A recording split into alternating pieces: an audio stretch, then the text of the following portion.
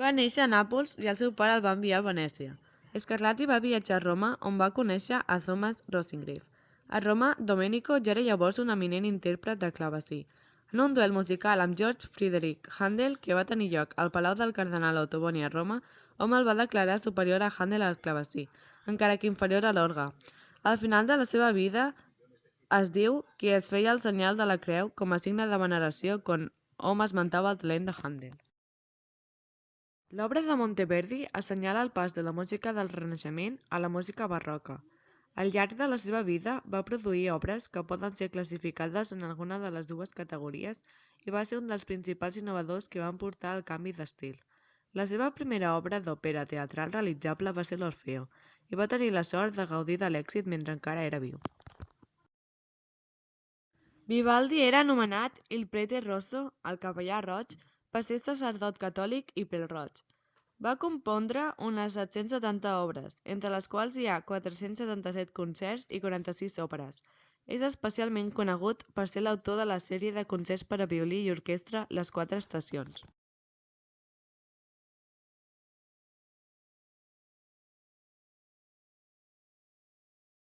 Ja haver conservat un gran prestigi després de la seva mort, la seva obra lírica va ser oblidada i ignorada durant 140 anys. Hom reverenciava Rameau com un dels més grans músics francesos. Hom interpretava al piano algunes de les seves obres per a clavecí, entre d'altres el famós Tambourine, però mai no va passar pel cap de ningú tornar a muntar una de les seves òperes fins a les primeries del segle XX, quan l'Escola Cantorum de París, dirigida per Charles Bordes, va representar l'acte de ballet La Guirlanda, obra encisadora i sense massa pretensions.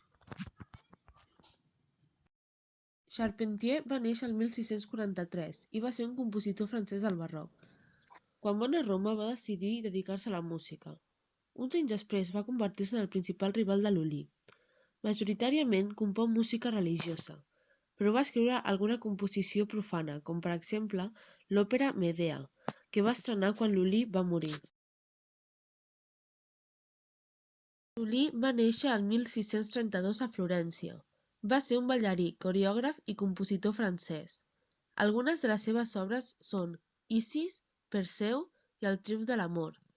Va crear la tragèdia ballet i la comèdia ballet. Es va casar amb Madeleine Lambert i va morir el 1687.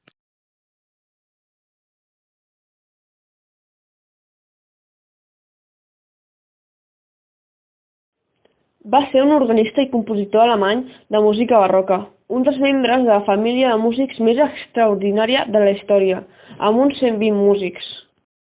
Compositor, organista i professor alemany del barroc, que entre les seves nombroses composicions cal destacar el Cànon al Re, que ha estat obra de nombrosos enregistraments.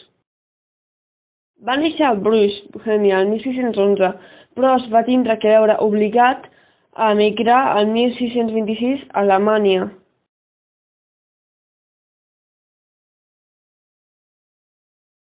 Va néixer 4 setmanes abans que Bach, el 1685. De petit s'escapava al graner per la nit a tocar el clavecí. Els seus gèneres eren la música clàssica, òpera i música barroca. Algunes obres instrumentals més notables són Nicis Dominus i Salve Regina.